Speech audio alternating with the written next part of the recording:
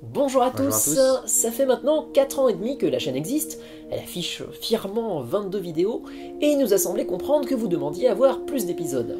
Bon, autant le dire franchement, c'est devenu un mème dans les commentaires. On ressent votre enthousiasme autant que votre frustration. On vous rassure, on a les mêmes sentiments parce que on aimerait bien pouvoir se consacrer davantage à la chaîne. Mais pour le moment, on n'en a pas encore les moyens.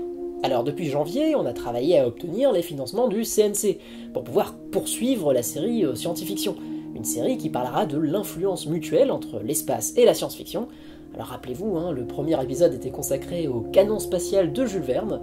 Alors bonne nouvelle, on a les subventions pour pouvoir poursuivre la série. Donc on travaille avec une boîte de production pour vous faire 4 épisodes d'affilée qui devraient sortir début 2020. D'ailleurs, merci beaucoup pour l'accueil chaleureux que vous m'avez réservé à l'occasion de ce changement de présentateur. Merci, oui. Merci à tous pour cet accueil mémorable. Ce sont les écrits de Jules Verne qui ont complètement transformé ma vie. La suite de science-fiction sera sur la fusée lunaire de Tintin, l'ascenseur spatial d'Arthur C. Clarke, la recherche de civilisations extraterrestres et le premier contact avec des aliens. Seulement, le CNC va être une aide ponctuelle et on voudrait directement enchaîner avec un documentaire sur l'avenir du vol spatial habité. Il n'est pas décalé, il s'intègre dans un nouveau calendrier. Quand on a lancé la chaîne en 2015, on était tous les deux étudiants.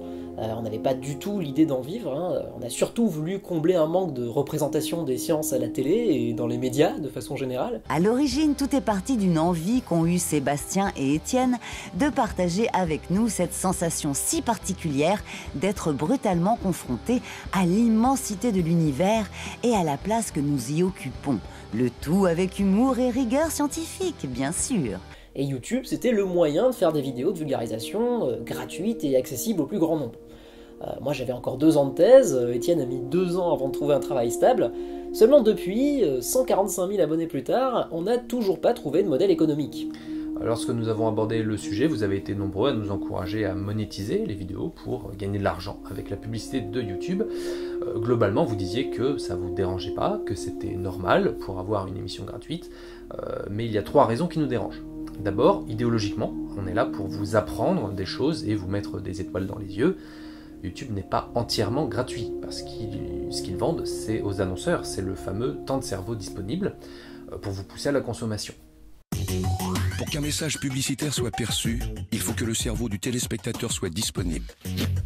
Nos émissions ont pour vocation de le rendre disponible, c'est-à-dire de le divertir, de le détendre, pour le préparer entre 2 messages. Ce que nous vendons à Coca-Cola, c'est du temps de cerveau humain disponible. La publicité, on préfère ne pas vous l'imposer et la reporter sur Utip. Sur cette plateforme, vous choisissez de regarder une publicité, et chaque pub que vous regardez nous rapporte 4 centimes, donc autant que 66 pubs sur YouTube. Donc si ça vous permet de nous aider sans avoir à débourser quoi que ce soit, et de réduire un peu la pollution publicitaire qu'on subit tous, donc nous on dit oui. En plus on a la possibilité de refuser les annonceurs s'ils ne nous conviennent pas, contrairement à YouTube qui nous les impose. Troisièmement, les revenus sur YouTube sont aléatoires, ça dépend de la période de l'année et surtout du succès de chaque vidéo. Il faudrait faire une vidéo par semaine, avoir beaucoup plus d'abonnés, mais on peut juste pas. Avec le travail qu'on met dans nos vidéos, on a toujours privilégié la qualité plutôt que la quantité. Ça fait partie des choses qui ont fait l'identité de notre chaîne et on a envie qu'il en reste ainsi. La plupart des vidéastes culturels vous diront que la pub sur YouTube, c'est de l'argent de poche, à moins d'avoir des sponsors. Mais ce qui marche pour la stabilité et l'indépendance des chaînes, c'est le financement participatif.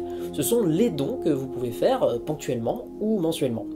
On a Utip et Tipeee, mais actuellement ça représente 400 € par mois. Mais avec 2500 €, on aurait de quoi nous payer, investir dans du meilleur matériel, acheter des droits des musiques pour faire disparaître la pub imposée à certaines des vidéos, et faire davantage d'animation 3D. Et continuer de vous emmener avec nous dans des lieux de production et de diffusion de la culture scientifique, en France et même à l'étranger, comme on a pu le faire pour le dernier épisode qu'on est allé tourner au LHC près de Genève. Ce qu'on aime depuis le début, c'est de vous faire visiter des lieux historiques et inspirants.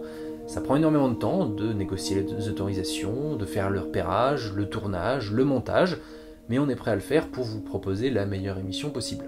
Donc si depuis 4 ans vous avez apprécié de voir nos vidéos gratuitement, c'est le moment de participer à hauteur de ce que vous voulez et de ce que vous pouvez. N'oubliez pas qu'à pratiquement 150 000 abonnés, vous pouvez faire des miracles. Si 1,6% d'entre vous donne en moyenne 1 € par mois, on atteint cet objectif. de 2500 €.